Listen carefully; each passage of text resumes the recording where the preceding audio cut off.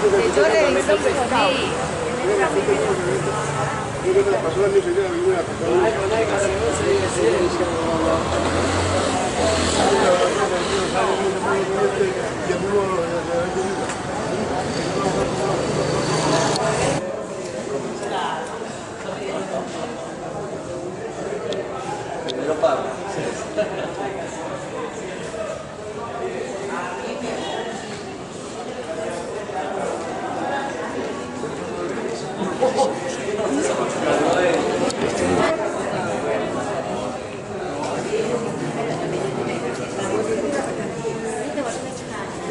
Las otras que tienen en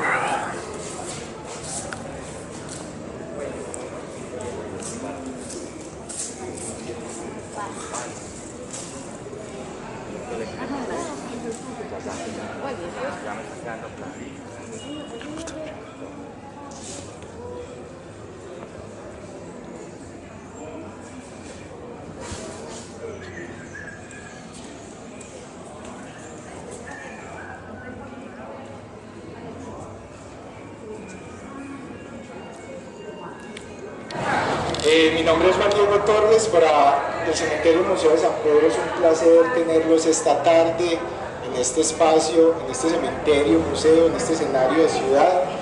Es un espacio histórico, arquitectónico, de memoria que tiene la ciudad. Hoy nos convoca la inauguración, la apertura de la exposición Cincel y Mármol, un proyecto expositivo que lidera la Universidad de AFIT, en la cual se vinculan 8 instituciones de la ciudad.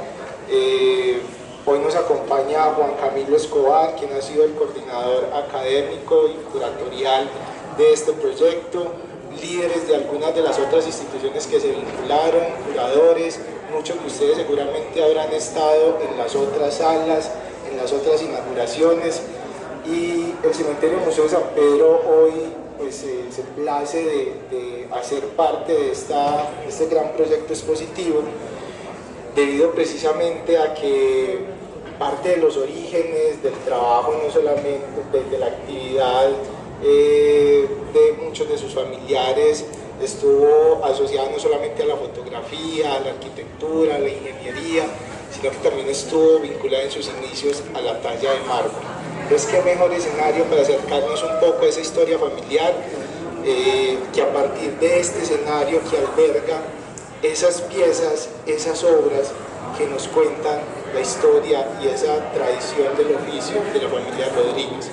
Muchas gracias por acompañarnos, muchas gracias a Juan Camilo, a la Universidad de AFIT, a los demás colegas, compañeros de las otras instituciones, a todos los visitantes y a la familia Rodríguez, que precisamente con su aporte, con sus ayudas en la consecución de la información, de muchos de estos datos, es que es posible pues, precisamente realizar esta actividad. Antes de dar inicio a este recorrido, yo quiero ponerlos un poquito en contexto como para que entendamos este escenario, porque es importante para la ciudad en lo que tiene que ver con esas prácticas y los oficios funerarios. El cementerio de San Pedro es fundado el 22 de septiembre de 1842 y nace como un proyecto elitista y excluyente de la élite antioqueña de ese momento. Es un proyecto que va a ser liderado por un médico que se llamaba Pedro Uribe Restrepo, y este médico va a convocar a 50 socios que deciden asociarse para fundar el primer cementerio privado que va a tener no solamente Medellín, sino que va a tener este país. Desde ese momento, estas familias se asocian, consolidan un proyecto que va a ser pensado también desde términos del negocio funerario, un espacio que va a poder permitir ofrecer una serie de servicios funerarios para esa villa en ese momento concreto, y es ahí donde surgen digamos, no surgen unos oficios, ya venían unos oficios que se estaban dando en esa villa, pero surgen unas familias que van a tener unas actividades muy importantes, entre ellos la familia Rodríguez, y es ahí donde vamos a encontrar en parte, digamos, la esencia de este trabajo que vamos a poder apreciar hoy. Antes de iniciar quiero presentarles también el equipo que nos acompañó en esta sala. Muchachos, van por acá porque nos van a acompañar en el recorrido también. En esta sala participaron Maribel Tavares, Jorge Suárez, Juan Carlos Buriticá, que se me perdió, no lo veo, bueno, están por allá atrás, haciendo una reflexión y un análisis en torno a esos oficios y a esas prácticas de la familia. Comenzamos acá, precisamente en este mausoleo, que es el mausoleo de Mariano Espina Rodríguez. Mariano Espina Rodríguez pues, fue el fundador del ideario del Partido Conservador. Tenemos este personaje que nace en Huasca, Cundinamarca.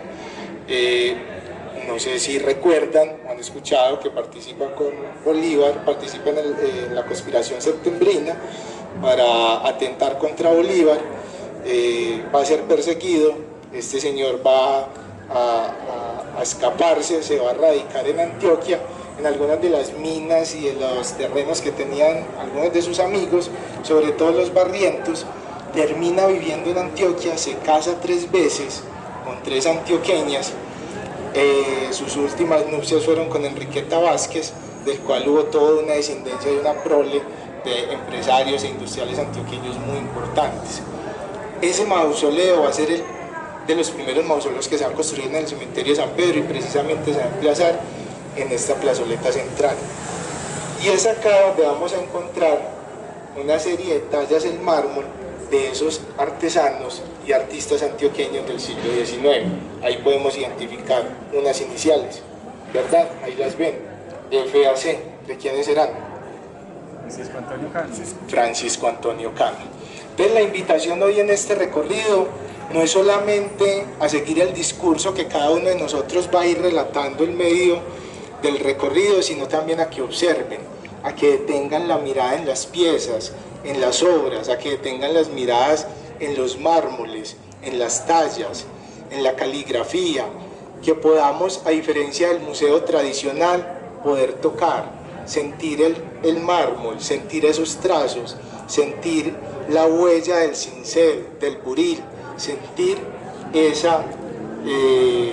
ese sentimiento y toda esa característica que le imprimía cada uno de estos artistas y artesanos a esas obras.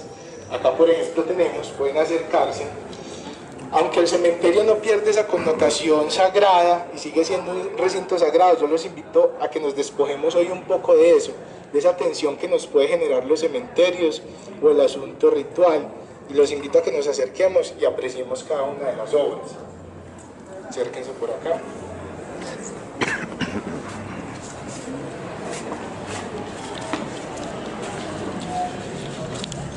Los artistas, en la mayoría de los casos, en la elaboración de estas tallas, las firmaban en la parte inferior derecha. Ahí vemos la talla de la tumba de Mariano Espina Rodríguez, el monograma de su nombre, una de las formas características como se podía identificar no solamente la pieza, sino como se le imprimía una identidad a cada una de esas obras.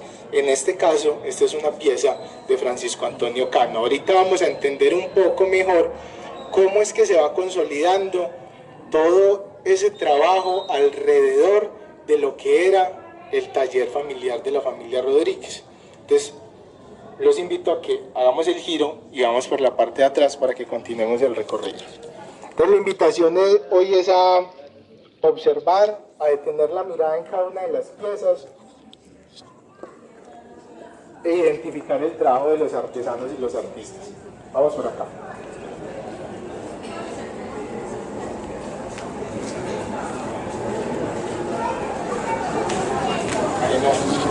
El hijo de Carlos Coriolano Amador, ese multimillonario colombiano de finales del siglo XIX, construyó la plaza cubierta de menta de Guayaquil, urbanizó todo ese sector, socio mayoritario, dueño de las minas del Zancudo, uno de los grandes empresarios antioqueños, tuvo un solo hijo varón, ese hijo varón murió muy joven, y esos son los funerales al interior de la capilla. No, esta capilla no, esta capilla es posterior, esta es la Candelaria, ese es el altar de la Candelaria. Y aquí de mejor manera podemos observar el asunto de los locales familiares. Este es el local de la familia Barrientos, de los Barrientos de la línea de José Antonio Barrientos, que sus últimos descendientes fueron los mellizos que habitaron lo que hoy es la Casa de la Lectura Infantil en la playa. Este era el local familiar. Miren que quedó este espacio libre, que pues con los hermanos, con Federico, que fue el último, pues ahí termina esa línea directa de estos Barrientos. Sobre esta familia se han tejido infinidad de historias, de leyendas, de mitos. Uno de ellos, por ejemplo, que compraron todo este lote y no dejaron construir encima porque no querían que nadie estuviera por encima de ellos. No sabemos si eso es verdad o es mentira, pero hace parte de esos imaginarios que se van construyendo alrededor de esos personajes que hicieron parte integral de la sociedad antioqueña de finales del siglo XIX y comienzos del XX. Esta es una foto de Francisco Mejía de la década del 30, de 1933, y nos está mostrando la Galería San Pablo en su costado sur, es decir, la que tenemos allá al frente, la que vemos en ese sector. Y pues iniciando esa galería encontramos la tumba de Nicanor Restrepo Restrepo, el hermano del expresidente Carlos C. Restrepo. Y ahí podemos identificar también cómo es ese proceso de construcción de la mayoría de esos locales familiares. Y cómo tenemos acá esa serie de columnas que le dan esa característica a esa rotonda circular. Continuamos. Antes de pasar a este plano, la mayoría de esas tumbas, esas piezas, el cementerio tiene una serie de tumbas, y en esas tumbas no solamente están los restos mortales de esas personas, sino que esas tumbas están acompañadas por unas lápidas o unos mausoleos. Para nosotros eso es un necroma, una unidad de sentido, y eso es lo que nos permite entender la importancia de este lugar, donde no solo es importante y destacado el personaje, sino la tumba mediante la cual se le rinde homenaje, porque eso nos cuenta historias. Eso nos permite acercarnos al contexto de la época, pero también al contexto del personaje. Y así nos vamos encontrando con una serie de personajes mientras hacemos este giro. Solo para mencionarlos: Román de Hoyos, uno de los grandes educadores e intelectuales del siglo XIX. Hugo Blair Brown, médico de la independencia, de la Legión Británica. Miguel Uribe Restrepo, ¿cuántos hay acá en Envigado? La Casa Cultural, la Casa de la Cultura lleva su nombre, uno de los grandes empresarios intelectuales de Envigado. Y acá iniciamos nuestra sección o nuestra sala sobre la agencia mortuoria de Melitón Rodríguez. Y Jorge nos va a hacer la presentación de este espacio. Sí, bueno, el negocio familiar de los Rodríguez era la agencia mortuoria. La agencia mortuoria. No hay una fecha como establecida en escritura notarial para el inicio de la agencia mortuoria. Hasta el momento no se encuentra la escritura notarial, pero se tiene indicios desde 1873 a través de los avisos publicitarios que hacía Melitón diciendo que ya habían llegado las lápidas de mármol de Europa, porque el mármol aquí no se explotó sino hasta el siglo XX, entonces eran piezas importadas, por lo que hacía un poco oneroso el trabajo que tienen ellos a través de unas cartas que se conservan en el fondo documental FAES, que se encuentra en la Universidad de David. Básicamente dice que Melitón aprendió pues de su hermano y estableció la agencia para sostener a sus 8 hijos, que sobrevivieron pues porque hubieron varios, como dicen las señoras, ocasiones pues que no se dieron los hijos porque la mortalidad infantil era muy alta en el siglo XIX. El negocio prosperó y lo mantuvo desde 1873 hasta el año de su muerte en 1904. Como era un negocio familiar, era muy artesanal también y involucraron a los hijos rápidamente en el negocio. Les enseñó a tallar tanto a Melitón, pues, a Luis Melitón, como a Horacio Marino, al igual que a Francisco Antonio Cano, cuando estuvo acá desde 1884 a 1890, antes de que emprendiera sus estudios en Bogotá. Entonces lo que hacían era, Melitón Rodríguez Roldán, el papá, tallaba el nombre de las personas, mientras que los hijos hacían unos figurines en el resto de la lápida. Incluso hay lápidas que están con las firmas de ambos, de los dos artesanos que labraron la lápida, de papá Melitón y de Horacio Marino o Francisco Antonio Caso en su momento, o Luis Melitón. También dicen que, para empatar con la otra sala, que la primera lápida que hicieron fue la de su papá, la de Cipriano Rodríguez, que fue muerto en esas confrontaciones decimonónicas entre conservadores y liberales. Don Cipriano murió en una de las calles de Medellín y cayó En sobre una piedra. 1862, la lápida precisamente de las que les hablaba Jorge Suárez. Podemos decir que acá comienza esa historia familiar vinculada a la talla de mármoles. Acá comienza como esa saga y esa historia alrededor del taller de la familia Rodríguez. Y bueno, qué mejor persona que nos va a contar esa historia que Maribel. Gracias, Juan. Sí, estamos en un lugar, pues prácticamente en donde hay varias familias, pues varias generaciones. Tenemos a Ramón Cipriano Rodríguez, aquí al frente tenemos al médico Ricardo Rodríguez Roldán, su hijo, y a este lado tenemos al hijo de Ricardo Rodríguez. Jorge Rodríguez. Jorge Rodríguez. Y ahí también está, perdón. El hijo de Cipriano Rodríguez y el hijo de Cipriano es Arbeláez. Entonces tenemos varias generaciones. Vean que acá nos van a hacer una precisión. Entonces tenemos al coronel, a su hijo Ricardo, el médico, que es el que enseña a tallar las lápidas y la fotografía, a Melitón Rodríguez Roldán. Hijo de Ricardo es Cipriano Rodríguez Lalinde. Hijo de Rosa.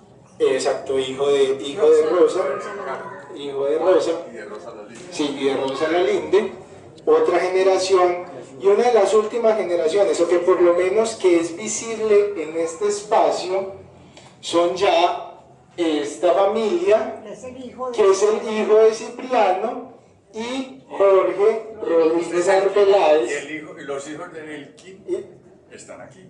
Y los hijos de Elkin. Gloria, Rafael, que es médico también, y Ana Cristina Rodríguez Santa María. Entonces miren cómo en este espacio tan interesante se nos congregan De fortuna que tenía, pudo enviar a su hijo Ricardo Rodríguez en 1854 a París a estudiar medicina.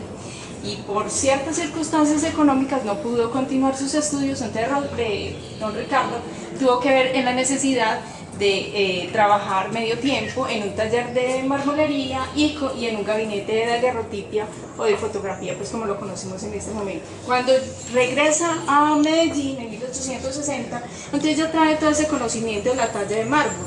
Entonces ya para 1860, y con las guerras civiles de esa época, matan a su padre Cipriano, y suponemos que es él quien talla esta lápida que vemos acá. Entonces don Ricardo va a ser el eje principal de lo que es la agencia fúnebre, de lo que nos contó Jorge, y lo que vamos a ver a lo largo del recorrido en el cementerio, y posteriormente esa agencia fúnebre las van a enseñar todo ese oficio artesanal, ese oficio de estos artesanos, los artesanos de la muerte, pueden influenciar pues también en ese contexto de Medellín a final, pues en 1870 más o menos se podría decir que fue como la agencia fúnebre de Melitón Rodríguez. Sí, la historia de Cipriano se puede recuperar también en el libro de Eladio Gónima, que se llama Apuntes para la historia del teatro de Medellín y sus vejeces. Ahí cuentan pues como la guerra que instauró desde 1860 el general Mosquera, presidente de Colombia 4 veces. Se quiso tomar el poder y porque quería un gobierno federalista al estilo norteamericano, en contraposición al de Mariano Ospina Rodríguez, que conocimos ahorita de la tumba, que quería un gobierno centralista. Eso ocasionó pues las disputas regionales que llevaron en definitiva a tomar el poder por parte de los cayeron las tropas antioqueñas a mando del departamento en ese momento, que era de apellido Giraldo. Conocida la noticia acá, tuvieron que liberar a los presos políticos de la cárcel para que no hubieran sublevaciones grandes. No obstante, hubo gente inconforme y un soldado quiso matar a un superior del señor Cipriano, y Cipriano, para evitar esto, procedió con el guardia intentándole quitarle el fusil, se le disparó el arma y cayó trágicamente muerto sobre la piedra que estamos aquí presentes hoy. Y esa historia la recupera don Eladio Gaunima en su libro. Bueno, y aquí tenemos, ustedes ven que tiene un fragmento que se llama Página de Luto. Esta página, bueno, este acontecimiento tuvo repercusiones pues, a nivel de Medellín, a nivel local, en donde don Cipriano sí era un personaje reconocido políticamente en la ciudad. Subrayamos una parte de un fragmento de esa página de luto donde dice: hijo mío, que serían las últimas palabras que don Cipriano le dice a sus hijos. Hijo mío, valor, valor, lo que llevo fielmente en su corazón vivirá también en él, allá en lo alto eternamente, lo que en él creía sobre la tierra, un santuario, por el cual se abraza con inefable delirio lo que él apedilaba, libertad, Colombia. Lo ve entonces delante de sus ojos semejante a un serafín luminoso. Ese es uno de los fragmentos entonces que encontramos en las páginas de luto que se encuentran en la Universidad de Antioquia, y estas páginas eran como unos volantes que se pegaban en la ciudad y donde la gente común y corriente pues, va a estar dividida también en locales, como lo estábamos viendo anteriormente, y en cada uno de esos locales pues sus familias, las familias iban construyendo las tumbas, las bóvedas para inhumar a sus familiares, y todos estos artesanos iban elaborando las tumbas para cada uno de ellos. Acá observamos, Jorge, la fotografía precisamente. En cuanto a los diezmos pues, para el sacerdote y el sacristán y todos los oficios pues, que se requerían. Ahorita vamos a ver uno de esos detalles que se pueden recuperar por la historia a través de las mortuorias. Cuando un personaje de estos famosos moría, había que juntarle la factura en los recibos de la sucesión, porque era muy costoso. Entonces no era algo que tenían líquido para pagar muchas familias, sino que lo quedaban debiendo, y de la parte de los gananciales y de las hijuelas se destinaba una parte para el pago de los gastos fúnebres. Yo quiero hacer una apreciación, y es que lean ustedes este fragmento que lo extrajimos del libro de variedades de Melitón Rodríguez Roldán, escrito a mi letra de él, que lo tiene nuestro amigo Mario Melitón Rodríguez. Él es heredero de este diario, y aquí él relata cuáles son las ventajas de ser un marmolero en esa época. Recordemos pues entonces que venimos de ellos tienen una posición política liberal, y bueno, aquí él también vamos a saber que es pues espiritista. Bueno, el espiritismo va a estar dentro de la familia Rodríguez, fueron censurados por el clero y la sociedad. Eso es algo que lo vamos a ver a lo largo del recorrido y que de alguna manera se va a ver representado en sus lápidas. Bueno, continuemos. Y los invito a que vayan observando a su lado derecho las lápidas. Insisto, tengan la mirada en las caligrafías, las tallas, los decorados, porque ahí vamos a ir encontrando el trabajo de esos artesanos y de esos artistas antioqueños, y podemos ir identificando las firmas también de los autores.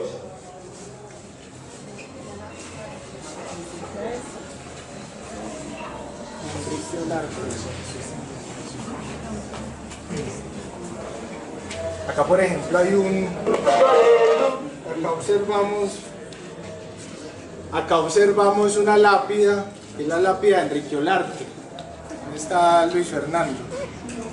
Enrique Olarte, uno de los arquitectos más reconocidos e importantes que tuvo Antioquia, quien realizó unos trabajos en asocio con Horacio Marino Rodríguez. Una de esas obras importantísimas fue, por ejemplo, la estación Medellín, al ferrocarril. Luis Fernando, aquí está Enrique Olarte, uno de los personajes que tú trabajaste y los cuales información y datos también lo pueden encontrar en la sala de la Fundación de Cobro de Antioquia. De la familia, de la agencia mortuoria de Melitón Rodríguez, donde se están describiendo las actividades, los servicios que allí se prestaban, su valor y cómo esto era anexado a la mortuoria de ese personaje para después efectuar el pago. ¿Alguno se anima a leer? Entonces ahí vamos encontrando derecho de sepultura, derecho de fábrica.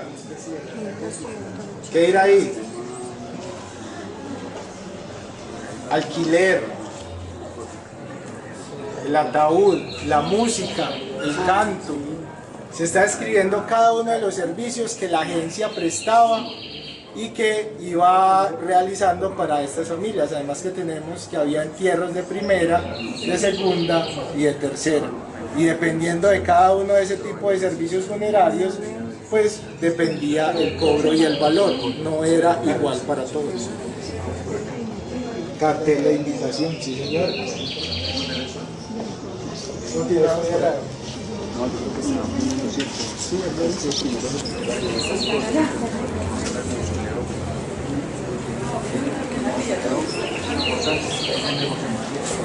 Vamos por acá, por favor. Avisos publicitarios de la agencia de Melitón Rodríguez Roldán, que decía pues que dice lápidas, el precioso mármol y de diversos tamaños acaban de llegar a Melitón Rodríguez, quien los vende con las correspondientes inscripciones en las formas que lo soliciten. Esta agencia, pues como les digo, arrancó desde 1873, pues que tenemos indicios hasta 1904, la época del fallecimiento pues de Melitón. No obstante, sus hijos siguieron unos años posteriores con la agencia, pero no tenemos la certeza qué pasó con la agencia. No sabemos si la vendieron, la liquidaron, qué pasó con ella. Es una tarea que nos queda como para futuras investigaciones. La riqueza de información que encontramos en el proyecto da como para escribir un montón de cosas más, porque no es solamente la historia de un personaje, sino que es toda la historia de una familia con un montón de facetas en las que se incluyeron pues como cada uno de sus integrantes. También hay que decir que como su nombre de Melitón estaba asociado a prácticas espiritistas, fue muy perseguido por la Iglesia Católica en esa época, lo que hacía muy difícil que él encontrara a veces trabajo, por lo que en muchos de los avisos publicitarios pedía encarecidamente como que accedieran a sus servicios, inclusive daba rebajas excepcionales en comparación pues, con los otros precios de las otras agencias mortuorias. Él combinó su trabajo de la agencia mortuoria, también siendo en 1878 director del presidio de Medellín, y en 1883 fue el contador del municipio de Medellín. Entonces él combinaba como esas facetas por épocas con la agencia, y luego también hacía un negocio más importante o un cargo más importante que le ayudara pues con las actividades que vamos a ver en el camino ahorita.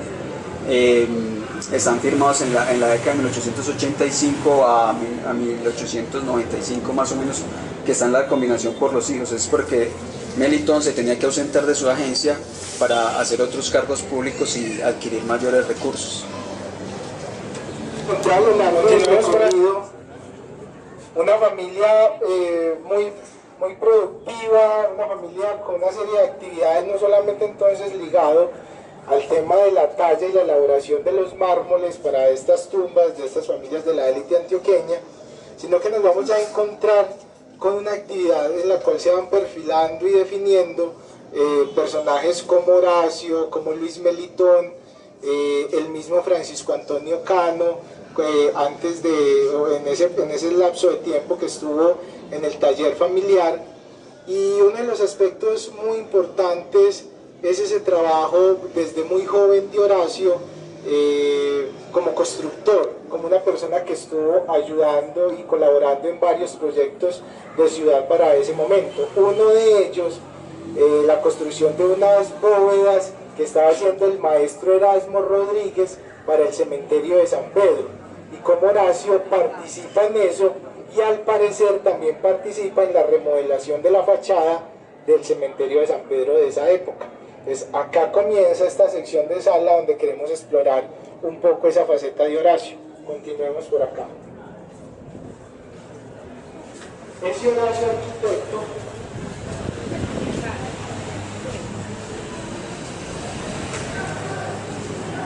el cual vamos a recordar sobre todo vinculado a su empresa, a su negocio familiar, a la sociedad que estableció con sus hijos, pues tuvo que pasar por una serie de actividades y momentos. Entonces yo creo que acá Juan Carlos nos puede contar un poco esos momentos asociados a la vida de Horacio y quién fue Horacio precisamente. Bueno, Horacio Marino Rodríguez, este chico aquí tan guapo que lo ven, hace parte de una familia que es muy importante en la historia del arte, de la arquitectura, del dibujo y hace muchas cosas más, no solamente la talla de mármol. Y doña Mercedes, que escribía no solamente en periódicos nuestros, sino en periódicos de España.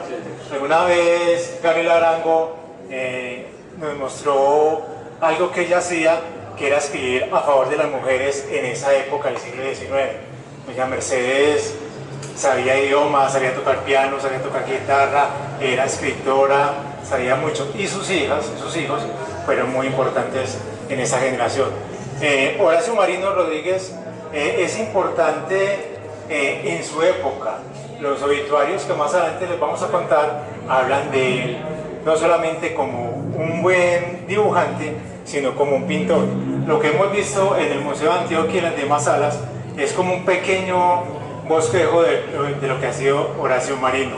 Fue muy importante en su época, y a través del tiempo, como algunos pseudohistoriadores quieren decir que Luis Melitón opacó a Horacio, pero eso fue mentiras. Cada uno brilló con su luz propia, como lo hizo Horacio. Horacio fue muy amigo de Francisco Antonio Cano, porque recuerden que Canito viene muy temprano a la casa de Melitón Rodríguez.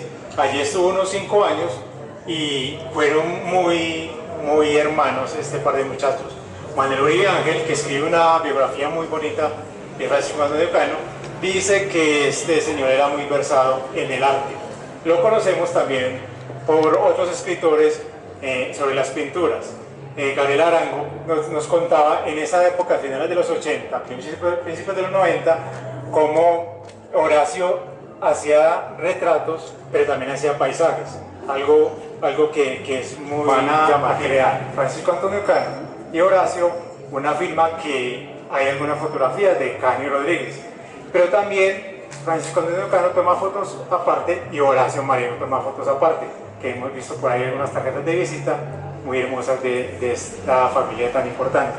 Luego, ya con un socio capitalista, van a crear lo que es Rodríguez y Jaramillo, que va a durar un tiempo, y después van a crear los demás archivos.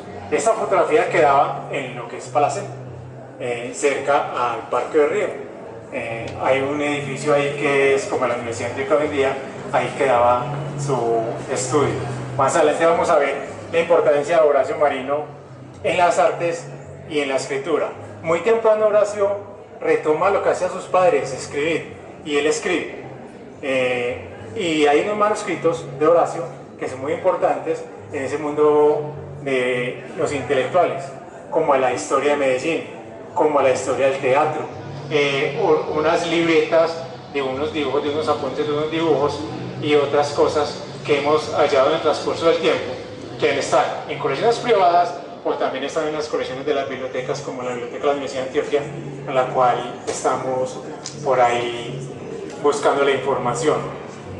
Y estos libros, como nos dijo el profesor con la arquitectura, las lecciones de arquitectura y las lecciones de fotografía, que va a ser 18 lecciones de fotografía muy retomadas. Si uno se pone juiciosamente a estudiar las lecciones de fotografía, va a ver que en ese escrito es muy francés, tiene muchas cosas francesas.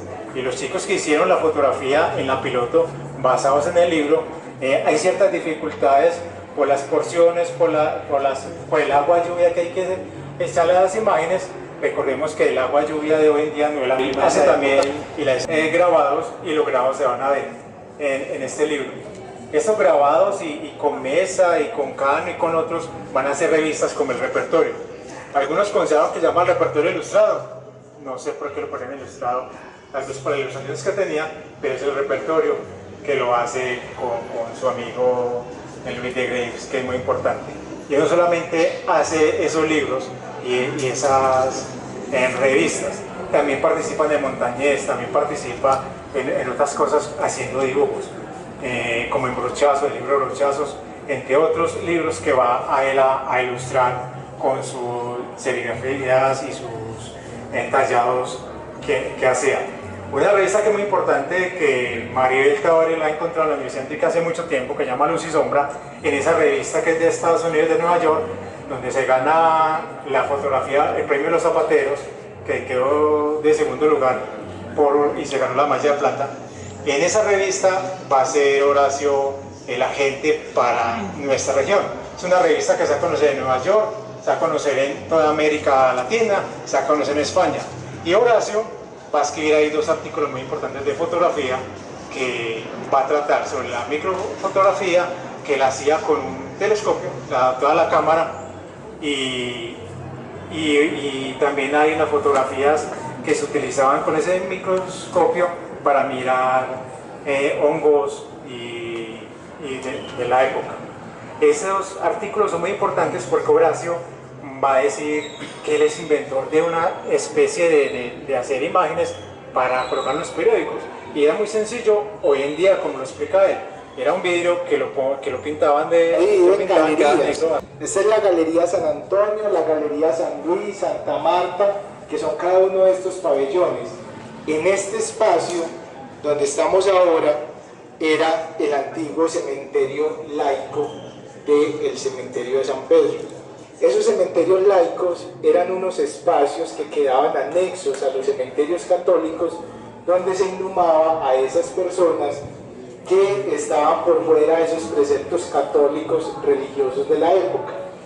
El cementerio laico del cementerio de San Pedro fue pensado desde 1842, cuando se fundó el cementerio. En el acta de constitución del cementerio de San Pedro, los fundadores decidieron que había que construir un cementerio laico anexo al católico para inhumar a esos extranjeros, en su mayoría eran protestantes, pues que no pertenecían a la religión católica. Ese cementerio laico estuvo en el costado sur del cementerio, es decir, al otro extremo. Hacia 1899 se trasladó el cementerio laico al costado norte, donde nos encontramos hoy, en este sector. Este espacio estaba completamente dividido y separado del católico. Entonces tenía un muro que lo separaba del resto del cementerio, tenía su propia entrada, que era precisamente ahí donde ustedes se encuentran, ahí era la entrada del cementerio laico, y hacia este otro costado había también otro muro que lo separaba del sector. Era un cuadrado, y en ese cuadrado pues estaban inhumando desde 1899 una serie de personajes que estaban en contravía de ellos. ¿Este les es familiar o no?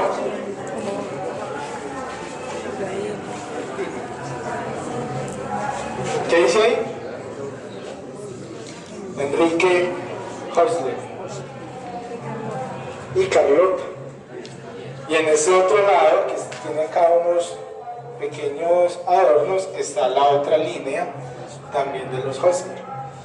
Y acá tenemos a otra línea que estuvieron originalmente en esta sección del cementerio, que era el cementerio laico. Hoy esto que observamos no era la arquitectura, ni el trazado, ni el diseño de ese cementerio laico original. En 1960, cuando se realiza el Concilio Vaticano II y la Iglesia dice que en los cementerios ya se puede inhumar a estas personas, La dirección del cementerio de San Pedro para ese momento lo que hace es anexar el cementerio laico al cementerio católico y desarrolla un proyecto de construcción de nuevas galerías. Y lo que hace con esos antiguos propietarios que había acá inhumados es que hace unas permutas con sus locales, con sus mausoleos. Entonces ellos le entregan el mausoleo, las tumbas que tienen, el cementerio desarrolla ahí un proyecto, digámoslo pues inmobiliario, de construir unas galerías y les entrega en la galería nueva, les entrega un local o una bóveda. Eso es lo que pasó con la familia Halsted y por eso la tenemos acá. En este panel, por ejemplo, observamos la fachada no del cementerio laico, sino del cementerio católico que quedaba aquí con Antigua, por donde ingresamos ahora. Esta fachada es de Erasmo Rodríguez.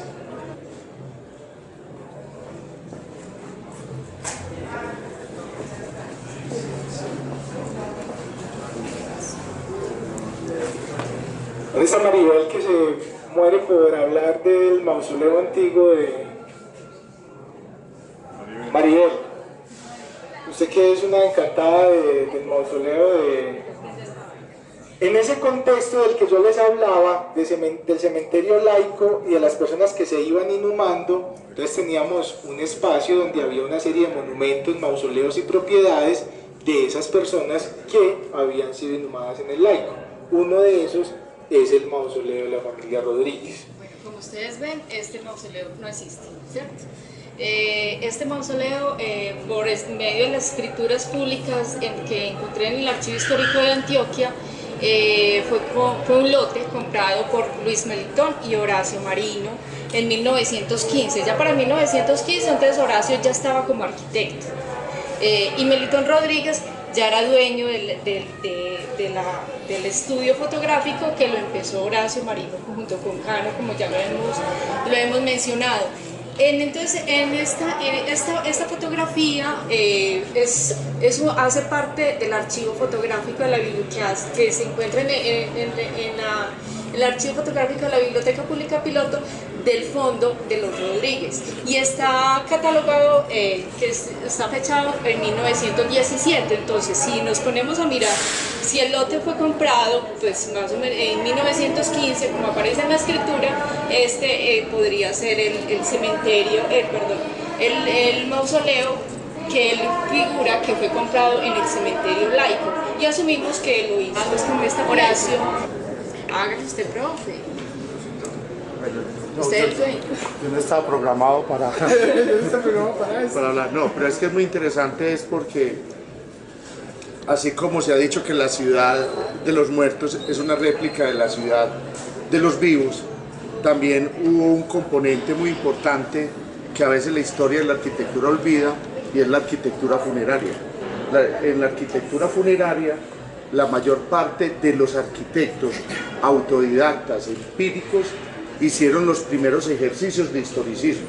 No se había construido nunca ningún edificio historicista de la complejidad que tuvo la arquitectura funeraria.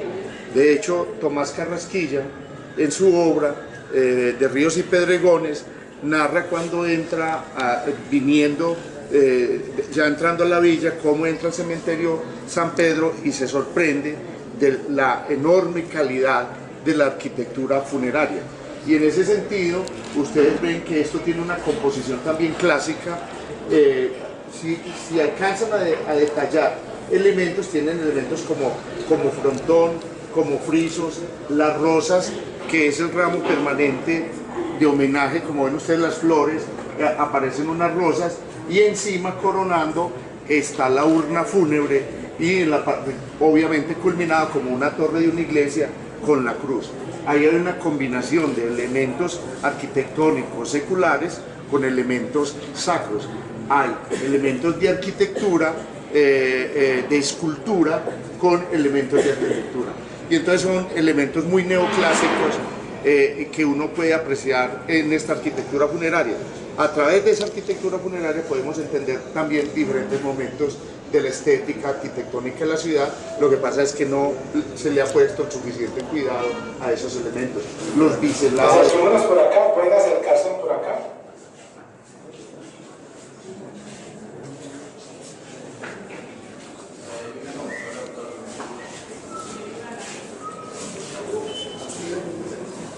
Podemos acercarnos por acá.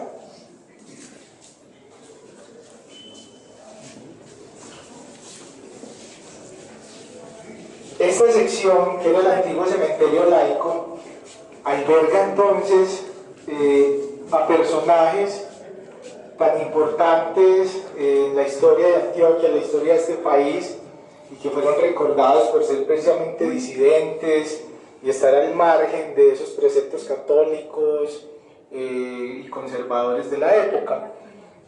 Acá encontramos a personajes como María Cano Márquez, Carlos Segismundo de Grave, extranjero, el primer de Grave que llega a Colombia, tengo entendido que es Carlos Segismundo de Grave, y hacen parte junto con el Indio Uribe, que está en la parte de abajo, con Enrique Hausler, de esos personajes que acompañaron a los Rodríguez y a Horacio Marino Rodríguez en esta sección del cementerio laico. Ese cementerio laico, entonces, como lo decíamos anteriormente, acá se conservan los restos de muchos de esos personajes que originalmente estuvieron inhumados allí, en ese cementerio laico. En este panel hemos puesto una fotografía del archivo de la Fundación Cementerio San Pedro, donde se tiene una relación de nombres de algunos de esos personajes. Afortunadamente este documento lo pudimos encontrar antes de que saliera a impresión esta panelería, y pues logró entrar. Acá vemos los detalles de algunos de esos personajes que estaban inhumados en este cementerio. Entonces, ¿cuál es la relación de cómo están inhumados en este sector? Ahora, este recorrido finaliza en el mausoleo de la familia Rodríguez del patio central. Ahí vamos a intentar descifrar un poco, entonces, todo ese traslado de locales y mausoleos y de restos que fue constante en los diferentes locales familiares. Vamos. En el cementerio estaba el otro muro que separaba al cementerio laico del cementerio católico. Vamos a ir avanzando, bordeando esta rotonda que es la Galería San Pablo San Pablo Norte. Vamos a ir bordeando esta galería y vamos a ir dirigiéndonos un poco hacia la capilla. A medida que vamos avanzando, yo los invito a que subamos y vamos observando muchas de estas lápidas que se encuentran en esta galería, que son lápidas muy de la década del 20, del 30, del siglo XX. Acá, por ejemplo, tenemos Luis Echavarría, Julio Echavarría Pérez. Él fue gerente del Hotel Nutibara y fue uno de los precursores de los seguros en Colombia. Él era el padre de Luis Echavarría, de una compañía de seguros que se llamaba Hijos de Luis. Era una compañía de seguros muy importante que luego se convirtió en Willis, la compañía de seguros. Estas tallas son también de Melitón Rodríguez, ahí encuentran algunas de sus firmas. Entonces quiero que vamos observando un poco esa serie de tallas que va realizando la familia para muchos de estos empresarios y comerciantes antioqueños.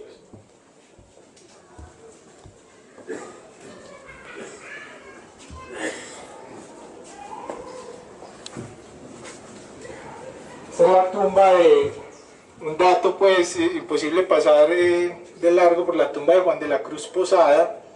Juan de la Cruz Posada era ingeniero, fue rector de la Escuela de Minas, ingeniero municipal. Me contaba Jorge que fue de los que, no sé, nos corroborará Luis Fernando, que fue el que le tocó él fue el que cubrió la quebrada de Santa Elena. Juan de la Cruz Posada, uno de los ingenieros más importantes también que tuvo Medellín en el siglo XX. Y además fue el que ideó ese logosímbolo de la Escuela de Minas de Trabajo y Rectitud, que todos conocemos. Tampoco podemos pasar de largo pues, frente al mausoleo y la tumba del maestro Pedronel Gómez, uno de los grandes artistas y urbanistas de nuestra ciudad. La tenemos ahí enfrente, unos materiales similares a los que se construyó aquí se construyó su casa que hoy está en el centro.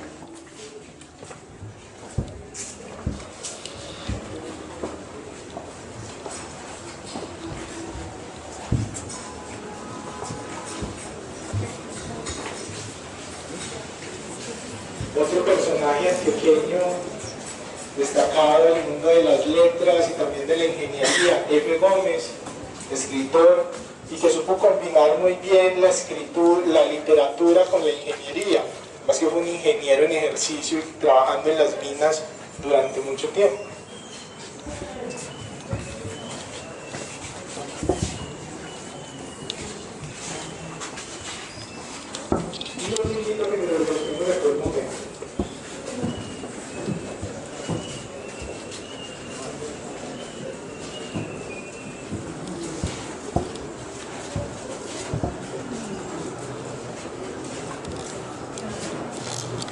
Les habló Maribel, les habló Jorge, cómo al interior de la agencia mortuoria se realizaba todo tipo de trabajos, desde talla al mármol, reparación de paraguas, construcción de ataúdes, prestación de servicios de todo tipo, pero cómo ahí es donde llega ese joven Francisco Antonio Cano, va a acompañar a la familia en la realización de esas actividades en la vida diaria, llega como una persona que está de paso, de tránsito, pero que se queda, y pues si está ahí permaneciendo en la casa de sus familiares, pues él va a comenzar a ayudar en esas tareas diarias, va a establecer una relación muy estrecha y fuerte con Horacio, y va a colaborar en esas tareas. ¿Y esas tareas cuáles eran? Pues una de tantas, la talla de mármoles.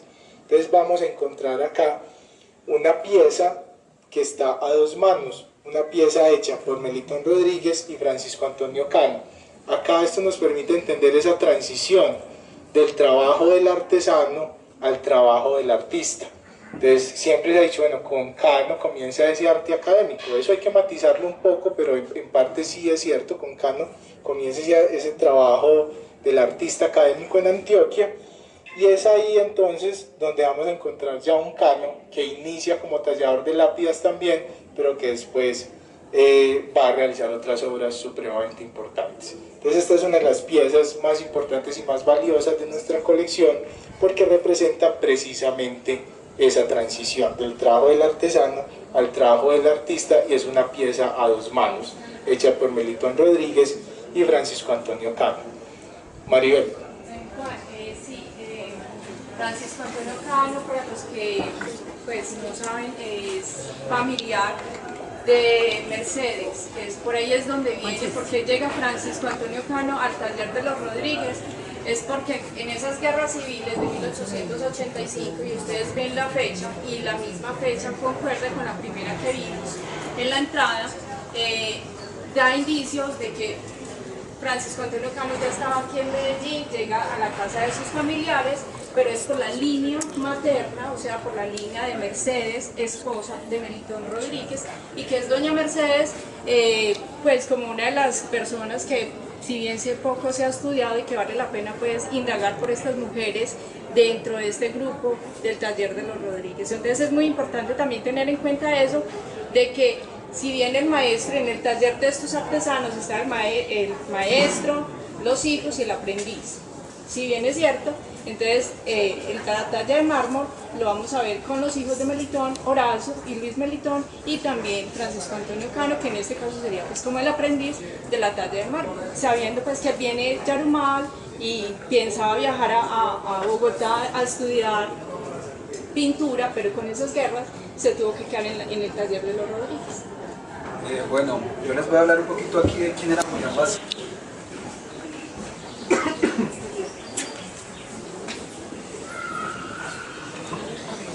Bueno, acá ingresamos al patio central del cementerio, por este costado, y yo ahorita les decía, bueno, en el patio central vamos a poder apreciar de alguna manera esa arquitectura funeraria de la que también nos hablaba Luis Fernando ahora en su intervención. Esa arquitectura funeraria en sus inicios fue una arquitectura la cual sus autores fueron artistas italianos. Entonces esos primeros mármoles llegan a Medellín y al cementerio de San Pedro importados desde Italia. En esas importaciones y en ese trabajo jugaron un papel muy importante casas comerciales como la de Hermenegildo Vivolotti. Ellos por catálogos vendían esas obras, se pedían por ese catálogo y luego las traían a Medellín para adornar las tumbas de estas familias. Posteriormente, con el surgimiento de estos grandes, de estos arquitectos y artistas, ya muchos de esos mausoleos, monumentos, tallas, lápidas van a ser realizados por personajes como Melitón, Horacio Marino, el mismo Nel Rodríguez, y van a comenzar a constituir toda esa arquitectura que hoy hace parte del cementerio de San Pedro y que lo caracteriza y que podemos observar acá, por ejemplo, en esta fotografía.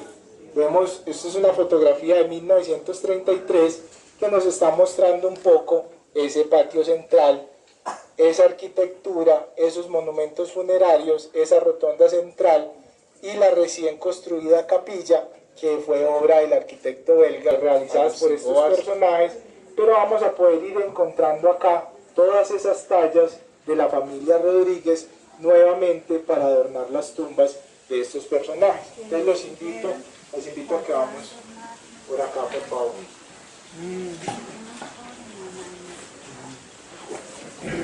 No siempre uno tiene la oportunidad y la posibilidad de tocar el mármol, de sentir los trazos, de sentir los bajos y los altos relieves. Yo los invito a que dejemos un poco el pudor de lado y toquemos esos mármoles y sus tallas. Hagamos ese ejercicio. Vamos por acá, por favor.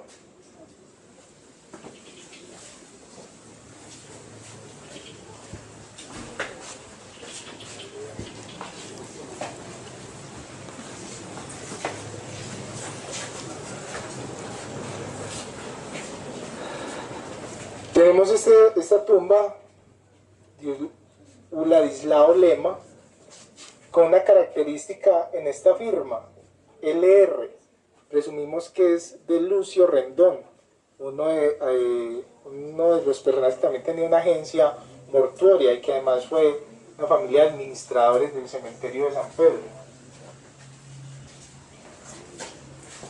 Y esta pieza, que si ustedes miran los detalles, yo creo que van a ir a encontrar todos esos elementos que le han dado orden y coherencia a las diferentes salas que componen la exposición.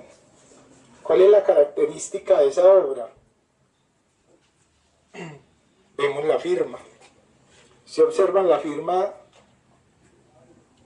de Horacio, es la firma que ha acompañado toda la exposición. Y miren sus arabescos, elaborando este tipo de obras. Entonces, imaginen eso a los 17 años, uno con esta calidad de tallas. Entonces, ahí se está demostrando la importancia del trabajo de él, el trabajo con el cual él va a descollar a lo largo de su vida. Y vamos a ver también cómo va a ir cambiando, cómo van a ir cambiando esos trazos, cómo van a ir cambiando esos relieves, esos arabescos, pero también cómo cambia su firma, cómo su firma va a dejar de ser tan adornada para convertirse en una firma un poco más sobria. Vamos por acá. Bueno, y acá pueden ir observando de otros autores. Esta, por ejemplo, es de Melitón. Miren las características. Miren que esta es un poco, podemos decirla un poco más limpia, más sencilla, en que no tiene tanto arabesco y tanto adorno.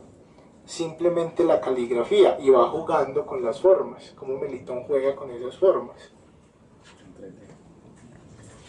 Exacto, en 3D. Otra de Melitón. Los mármoles que va elaborando Melitón y va tallando. Este, por ejemplo, es el mausoleo de Pedro Vázquez Calle. Ahorita les contamos que Pedro Vázquez Calle era el rico comerciante, padre de Julián.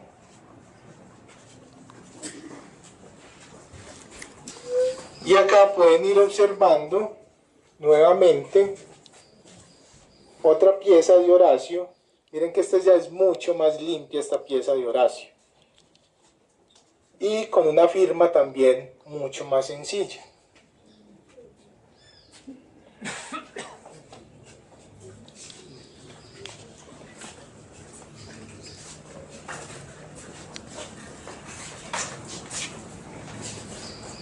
También con la firma de marmolería italiana, puros mármoles que están llegando a comienzos del siglo XX adornar este cementerio y muchos otros cementerios en el mundo. Esta Galería San Pedro, que es una rotonda circular, fue la primer galería que se construyó, y acá fue donde los 50 fundadores del cementerio se repartieron 50 locales. A cada fundador se le entregaba un local. Yo ahora les contaba que se inhumaban en bloques, en locales. Y un local eran 7 bóvedas de base por 4 bóvedas de altura. Y cada familia iba inhumando ahí a sus seres queridos y a sus descendientes. Este, por ejemplo, es el local de los Restrepo Callejas, de Emilio Ricardo Restrepo Callejas, dos empresarios y sobre todo comerciantes muy importantes de Antioquia, parientes de Camilo C. Restrepo, que de pronto lo recordamos más. Jorge, contémonos un poquito quiénes eran estos personajes. Los hermanos de Restrepo Callejas, que en realidad empezaron con el negocio en la casa comercial de su papá, Fernando Restrepo Soto. Ahí hicieron una casa comercial y vinculó rápidamente a sus hijos, los cuales estudiaron algunos en el extranjero.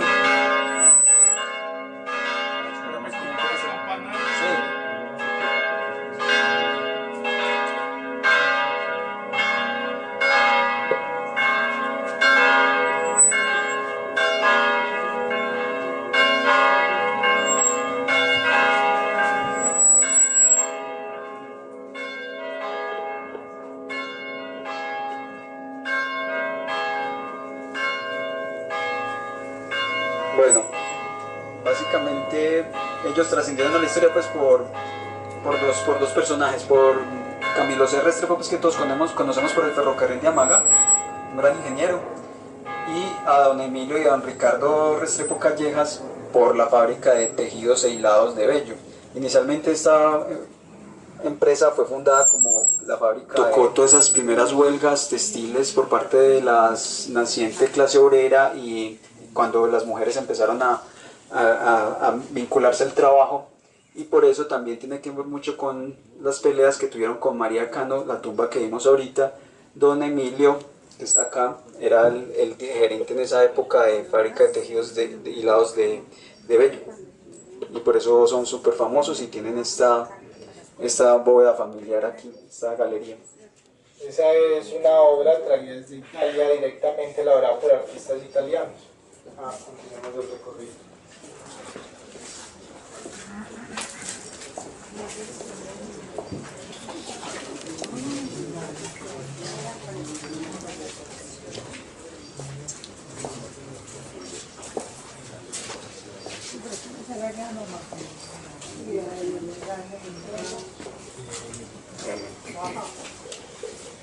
Y acá observamos la tumba de Rosalía de Urreta, la esposa de Gregorio María Urreta, quien fue el que trasladó la capital de la vieja ciudad de Antioquia a Medellín.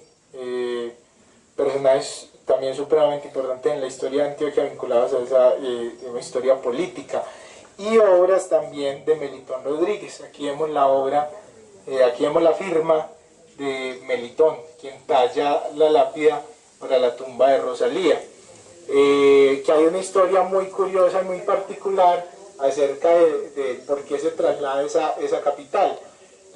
Acá lo importante no es si eso es verdad o si es mentira, pero cómo se van construyendo unos imaginarios y unos ideales de región también vinculada a estas historias familiares.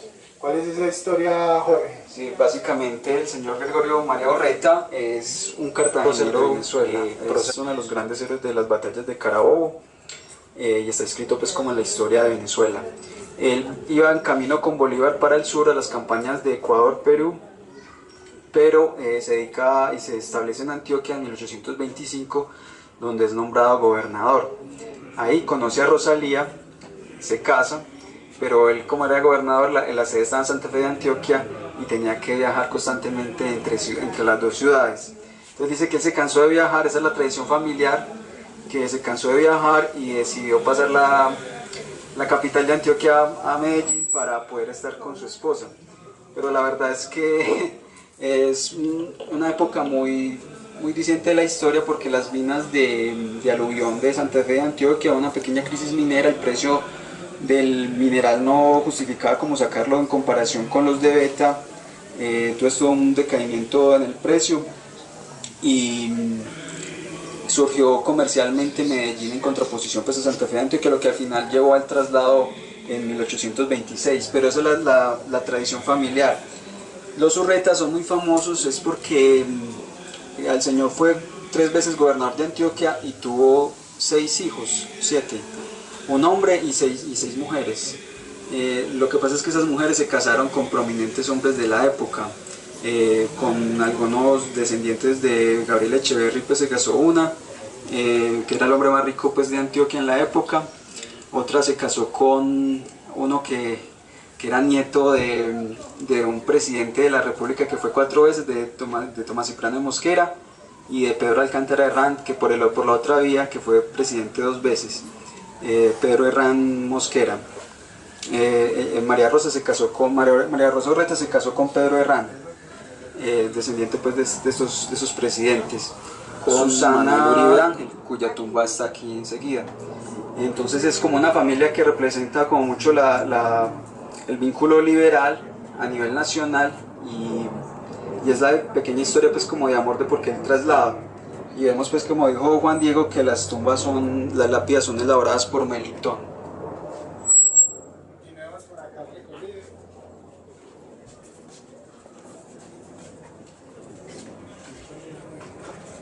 A una de las últimas piezas que constituyen esta última sala, que es la lápida en la tumba de Cipriano Izaza. Cipriano Izaza era un comerciante y pues fue el de la botica de los Izaza, que de pronto ustedes han escuchado hablar en la historiografía de Antioquia. Esa botica de los Izaza pues fue muy interesante, existió durante mucho tiempo y hacía parte de, digamos, de ese grupo de boticarios que existían en la ciudad y que prestaron un servicio muy importante.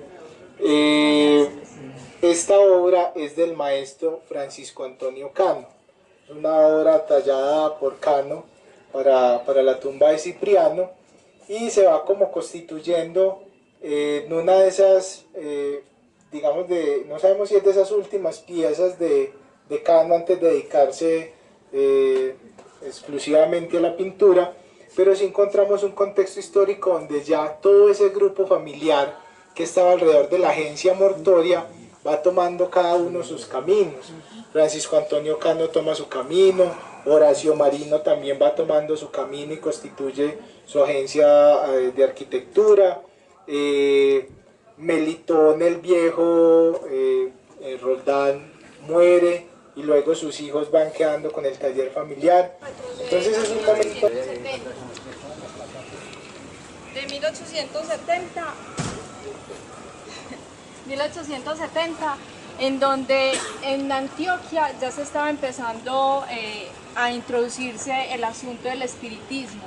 Y el espiritismo viene por escritos de un francés que se llamó Allan Kardec. Esos escritos en francés fueron traducidos en una tipografía, pues de acá de Medellín, y esos libros estuvieron circulando por Medellín y el clero, como les decía antes, el clero estaba en contra del espiritismo, porque eso es no ser católico y no estar dentro de la religión católica. En esa época es donde vamos a conocer el mausoleo de los Rodríguez, que es creado en ese mismo tiempo, que es 1873.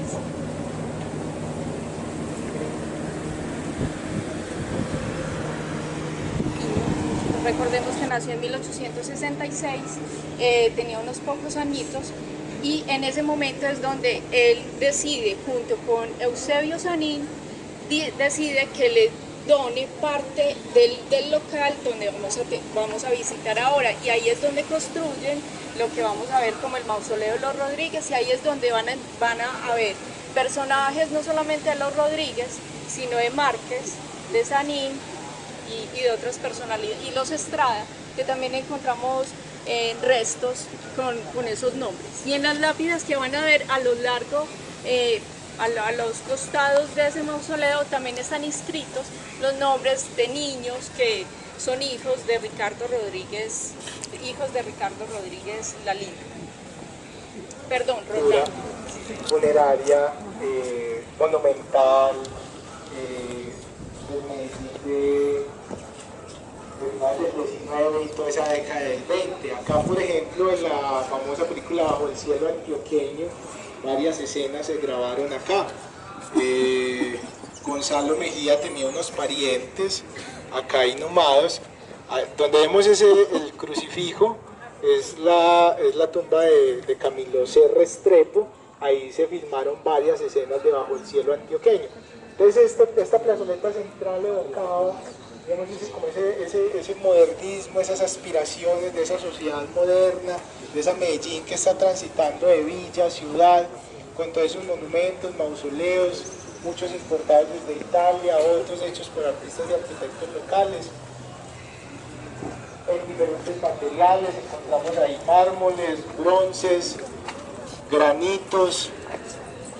Acá, por ejemplo, observamos la tumba de Jorge Isaac, el escritor de María, que termina enterrado en Medellín. Sus restos fueron traídos por la Sociedad de Obras Públicas en 1905, fueron trasladados a Medellín. Yo creo que vale la pena que lo observemos un segundo. Es una obra del maestro Marco Tobón Mejía, que trabajó mucho esta provincia antioqueña, hizo varios amigos acá, y antes de morir pues pidió que cuando muriera fuera enterrado en Medellín. Él murió en Ibagué en 1895 y en 1905 la Sociedad de Obras Públicas traslada los restos, los entierran acá en el cementerio de San Pedro, acá son inhumados, y posteriormente el maestro Marco Tobón Mejía hace el monumento en homenaje a Jorge Isaac.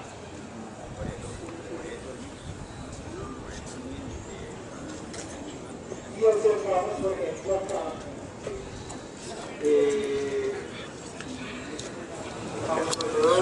puerta en acero reforzado, ese soterrado, mausoleo de la familia Saldarriaga Duque. Ahí está inhumado don Germán Saldarriaga del Valle, fundador de Pintuco, de Inversiones Mundial, de la Cacharrería Mundial, y esa réplica de la Piedad traída desde Italia. Vamos por acá. Para que ahora sí nos dirigamos hacia el mausoleo de la familia Rodríguez.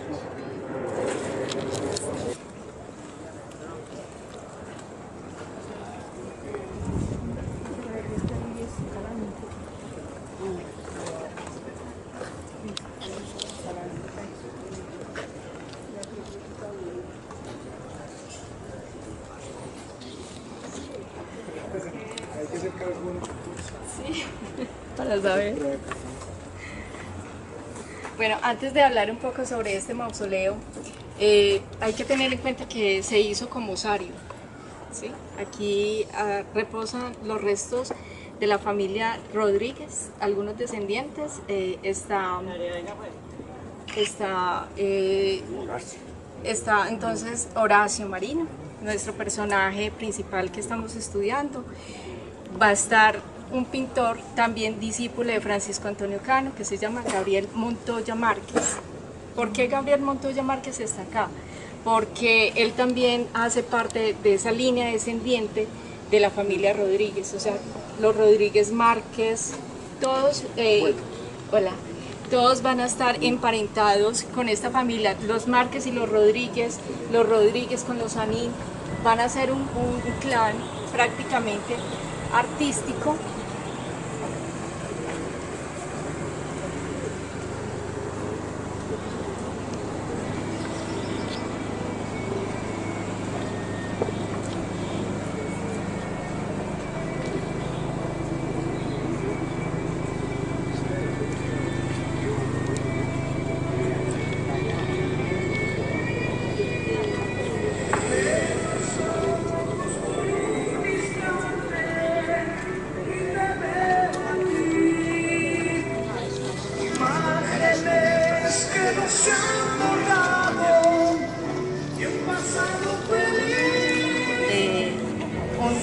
escritor, periodista de la época, le hace un homenaje muy bonito, de unas 4 páginas en el periódico, en donde lo describe como una persona honorable, un hombre bondadoso, trabajador.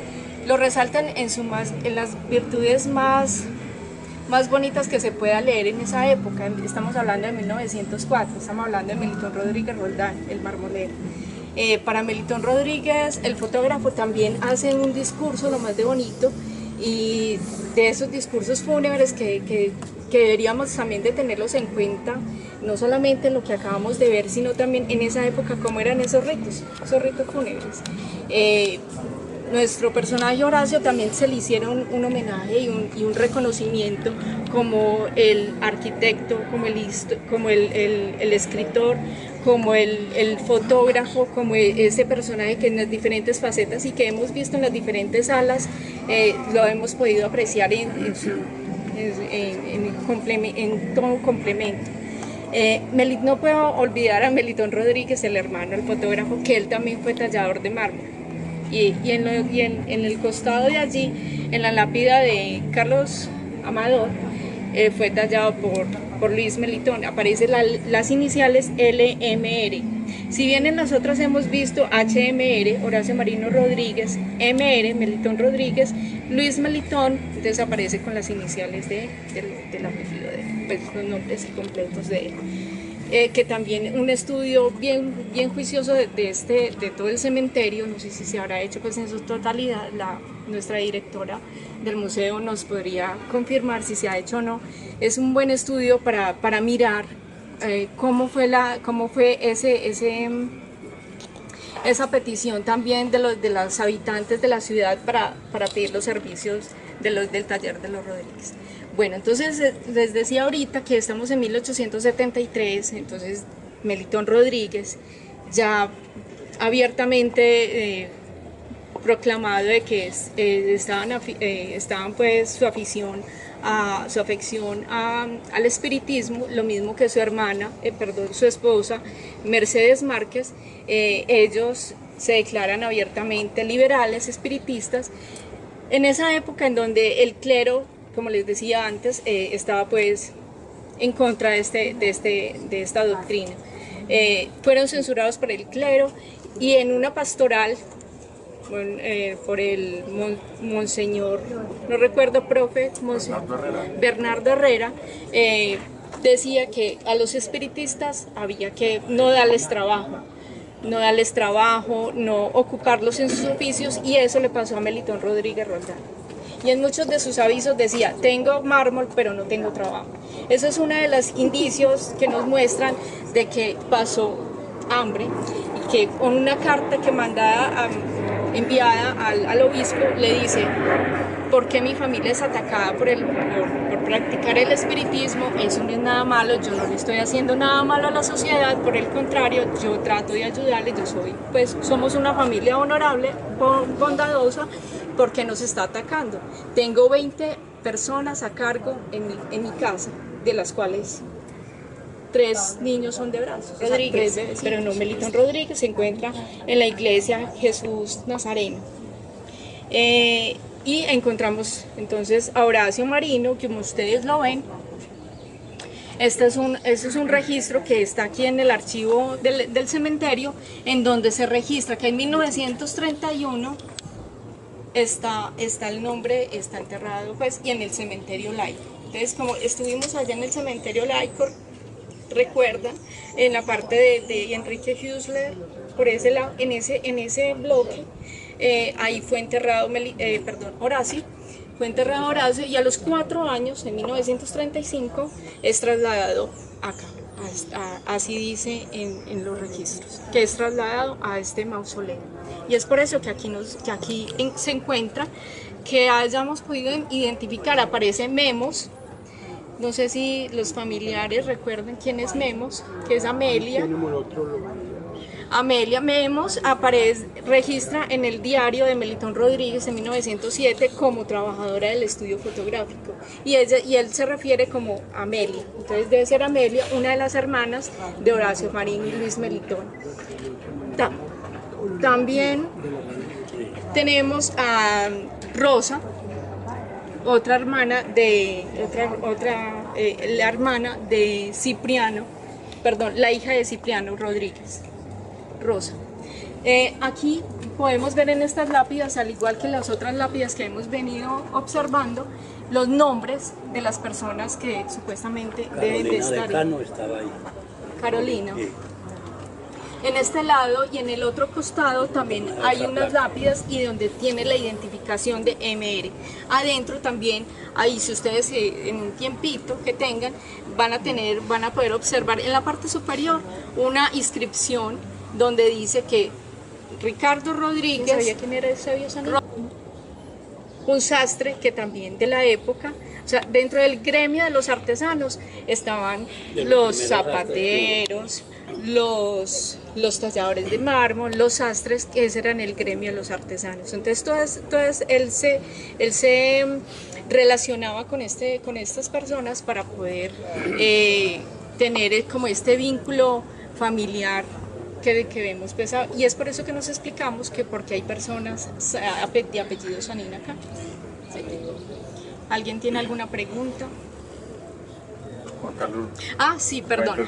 Juan Carlos hizo una búsqueda en la prensa, la muerte de Horacio, el día que murió Horacio, así se titula en el catálogo. Bueno, los últimos días de Horacio Marino, según la prensa y algunos archivos que hemos encontrado, nosotros los auditores lo publicaron. Hay unos manuscritos muy interesantes que hablan sobre Horacio.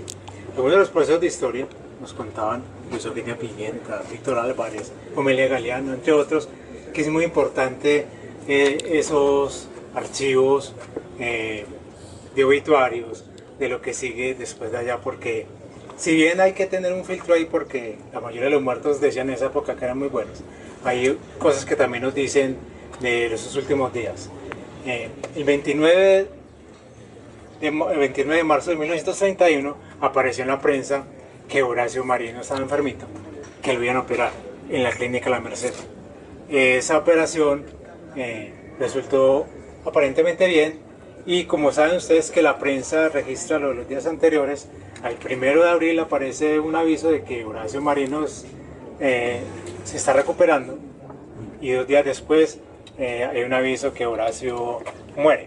Ese 2 días después viene a ser como el 2 de abril. En el registro laico, en la bóveda número 4, Sociedad de Mejoras Públicas saca un comunicado de que el 1 de abril muere Horacio Marino, y allí hace una serie de cosas muy interesantes que hace la memoria de Horacio como arquitecto, como pintor, como fotógrafo, y lo resalta pues un hombre muy honorable para la ciudad. Otros periódicos también se van a poner de acuerdo en publicar la noticia, donde se van a rescatar su viaje a Estados Unidos para aprender mucho más del oficio, pero también esa manera de hacer arte con los pinceles, como el famoso Simón Bolívar que encontramos en el Museo de la Universidad de Antioquia, el Museo también de Antioquia, y en las colecciones privadas de la familia Rodríguez, que hay también varios de esa parte de la pintura de Horacio. Entonces rescatan ese arte que él hacía con la pintura, pero también están rescatando otros muchachos que les duele la muerte de Horacio como un gran arquitecto, y mencionan sus obras, las obras de él y también las obras que hizo con H.M. Rodríguez e hijos, y también van a resaltar lo importante que es Martín y lo importante que es Nel para esa arquitectura que se está haciendo en el momento. Horacio Marino, como les decíamos ahora, no fue ningún desconocido, fue una persona muy importante para la ciudad de ese momento, y muchos comunicados van a resaltar que él fue parte del Consejo de Medellín, que fue un arquitecto muy importante, que estuvo en las sociedades de ingenieros, que fue profesor en la escuela de minas, que estuvo en la escuela de artesanos, que estuvo dando clases, que fue profesor de la Universidad de Antioquia. En 1822, y para 1922 cumplía 100 años, se hace un concurso muy interesante donde Horacio hace 3 diseños del escudo, de nuestro escudo de la Universidad de Antioquia, ese escudo hermoso que tenemos con un ancla, Universidad de Antioquia, Medellín. él hace 3 diseños y van a rescatar eso. Hasta el día de hoy, esos 3 diseños están. Últimamente, del 2000 para acá, le pusieron las florecitas y las hojitas. Acá está, como dice Maribel, Horacio Marino, y aparece el 1 de abril. Hasta el momento pensamos que es 1 de abril, muere a los 64 años, un hombre muy joven, muy entero todavía, pero infortunadamente se nos va. Al 22, Carlota, la que vimos allá en la lápida de Enrique Hausler, que dice Carlota, es su esposa, va a sacar un comunicado donde le da la gracia a los obreros de la época que se manifestaron a favor de Horacio. Contaba doña Gabriela Arango que eso es muy peculiar porque los obreros eran muy agradecidos con Horacio porque les estaba dando trabajo desde el Circo España y todas esas cosas que él hizo en la arquitectura, y hubo una buena manifestación de los obreros. Por eso se dice que Carlota va a poner el agradecimiento a los obreros. Después hay otra acá que dice que el 26 de marzo de 1935, 4 años después, van a sacar los restos. Ya de allá del laico los trasladan al mausoleo, y es una época muy importante porque a los pocos mesecitos muere Carlota un 18 de julio, aunque en la lápida dice 20, pero es un 18 de julio de 1935 que muere Carlota. Quedan de seguir con el archivo fotográfico. Recuerden que Alberto, que se había casado con Gabriela, él muere por allá en la época del final del 69-70, muere. Gabriela sigue allá. Víctor Bustamante, que es un gran investigador de la fotografía, estuvo en los años 90 viendo ese local de la fotografía cuando estaba haciendo sus primeros libros, y recordemos que queda cerca al Centro Colombo Americano, un segundo piso. Allá fue el último lugar. Después de pasar la fotografía de Palace, Maracaibo, estuvo en otros lugares y llega a ese lugar. En el año 95, ya saben ustedes que la piloto hace un gran evento con esos negativos. Hay unos 200.000 y algo más de negativos custodiados allá, donde se conoce muy poco. Doña Gabriela, antes de morir, que llevan como para 3-4 años, vivía maravillada con su archivo y nos decía que muchos de los negativos no se conocen, muchas de las cajas ni se abrieron en ese momento, y allí está toda esa memoria. ¿Qué hay allí en esos archivos? Lo que hemos encontrado es que hay algunos negativos de otros fotógrafos que se han comprado en el transcurso del tiempo de esa época. Está lo de Luis Melitón Rodríguez, junto con lo de Horacio. Hay algunas imágenes de Cano. Santiago Londoño, entrevistándolo, nos decía que allí hay imágenes de Francisco Antonio Cano. Creo que en el libro de Historia de la Fotografía menciona que una de las fotografías de Cano, pero también están sus hijos. Sus hijos son muy importantes porque van a continuar la fotografía y más adelante lo que se hace hasta la época de los 90, cuando ya la piloto adquiere sus negativos. Le doy paso a Juan. San Pedro, en la obra de infraestructura de la ciudad. Entonces esa memoria de los Rodríguez sigue vigente, sigue estando ahí para apreciarla, valorarla, familiarizarnos con ella, y esa era precisamente también la intención de este recorrido. A Horacio lo recordamos más por su trabajo como arquitecto, constructor, fotógrafo, pero nosotros queríamos resaltar esa faceta de él como tallador, muy importante en esa primera época de formación y muy heredada del trabajo familiar en la agencia mortuoria de Melitón de su padre, que pues fue valiosísima también para el arte y los artesanos en Antioquia. Ahí se comprendió un poco también el título del catálogo, Piedra, Papel y Tijera. Juan Camilo ahorita nos puede contar un poco de dónde surge ese nombre, por qué. Intelectual, maestro, una persona, una vida muy polifacética y muy importante para la sociedad antioqueña. Les damos las gracias por acompañarnos hoy en este recorrido. Los invitamos a que sigan visitando las salas, a que vengan a recorrer esta exposición con más calma. El programa expositivo que hemos llamado Piedra, Papel y Tijera. El nombre surge justamente buscando un nombre de un libro que sea llamativo y que sea de fácil recuerdo, que esté vinculado con algo que hayamos hecho en la vida. Y cuando estamos justamente buscando ese nombre preciso, llamativo, nos damos cuenta que Piedra, Papel y Tijera tiene que ver justamente con los oficios de Horacio Marino Rodríguez. La piedra justamente como el primer oficio que hizo como tallador de lápidas muy joven, ¿no? Vimos la lápida de 1883, sí. No sé si tienes en los registros alguna anterior, pero en el 83, creo, hay una antes del 83, hay una antes descubierta hace poco. En el 83 Horacio tenía 17 años. Estaba al mismo tiempo estudiando en el Colegio Central de la Universidad de Antioquia. Está en los registros de sus clases como estudiante de bachillerato. Parece ser que ya sabía dibujar bien, porque al año siguiente ofrece sus servicios como dibujante con Francisco Antonio Cano en la prensa. Es probable que ese aprendizaje lo haya cultivado al lado de su primo hermano Cipriano Rodríguez Lalinde, porque Cipriano Rodríguez Lalinde en el 80, de acuerdo con los dibujos que conserva la familia, era un gran dibujante a los 14 años. Cipriano Rodríguez, el primo hermano de Horacio.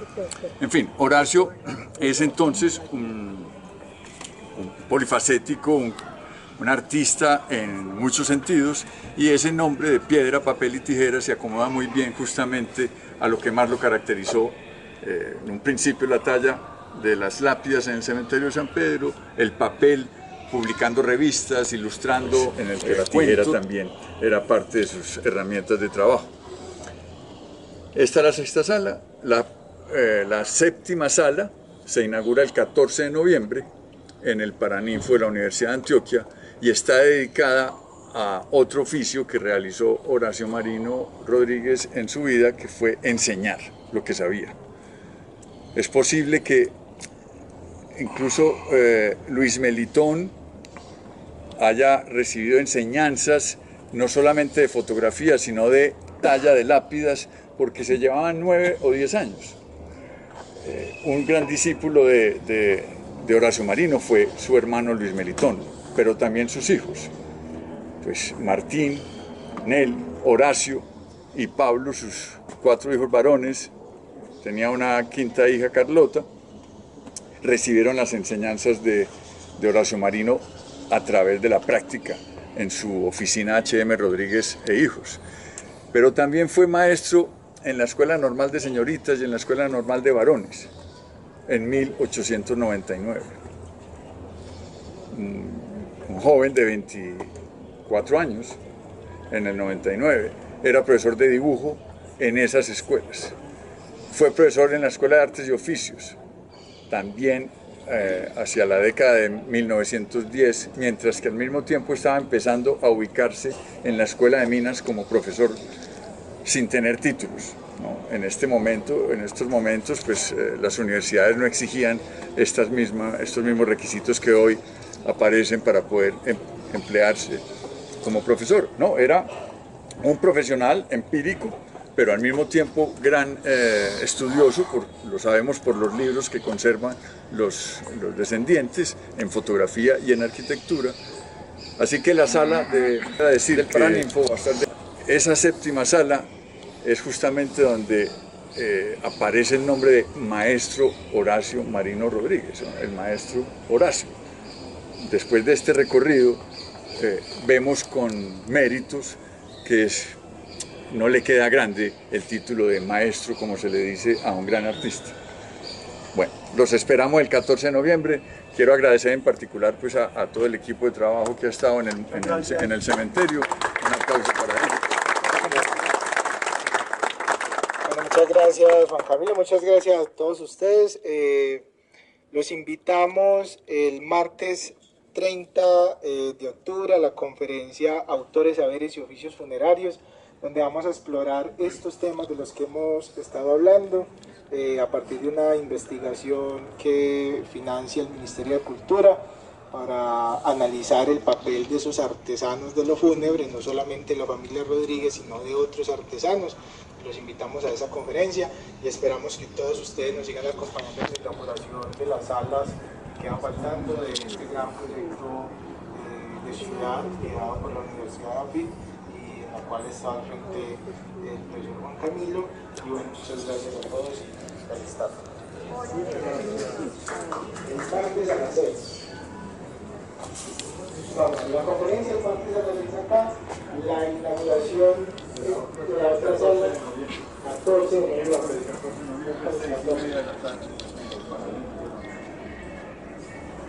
La idea es que vuelvan a visitar la exposición, que vuelvan por acá. Sí. Muy valiosos todos, ¿cierto? Todos los Rodríguez. Pues con Melitón, yo casi no lo conocí, pues no, Sí. no me tocó porque hecho murió que como 3 o 4 meses después de que yo nací. Ah, ya. No lo alcancé a conocer. ¿De qué parte de Medellín vivían ellos? Melitón en el centro, en Popayán, en esa zona, en Cuba, ¿cierto? Ahí vivieron todos. ¿Y a usted? La mamá y los vivieron allá. ¿Y a usted le gusta la fotografía y todo eso? Pues hombre, no como oficio, yo hice, yo terminé ingeniería civil. Ingeniería civil, pues la practiqué y todavía la practico, pues, todavía sigo practicando. ¿Y no le gusta la fotografía? Fotografía así como un hobby sí lo he hecho. Toma mucha fotografía, dijéramos más que todo ha sido de animales. Animales. Antes vivíamos en una zona muy boscosa, entonces había mucha fauna y yo me dediqué pues mucho tiempo salía por al monte a tomar fotos de animales. Tengo cantidad de miles y miles. Pues. Está muy orgulloso de su familia, ¿no? Hombre, sí, mi papá y los 2 hermanos mayores, pues los 3 hijos mayores de Melitón, cuando Melitón pues tenía una familia muy grande y no le iba, tuvo un hermano que se fue para España y tenía que sostenerlo allá, que fue a estudiar medicina. Entonces, en esa época Melitón estaba muy mal financieramente, pues, con tantos gastos, tantas cosas. Los 3 hijos mayores no pudieron estudiar, se dedicaron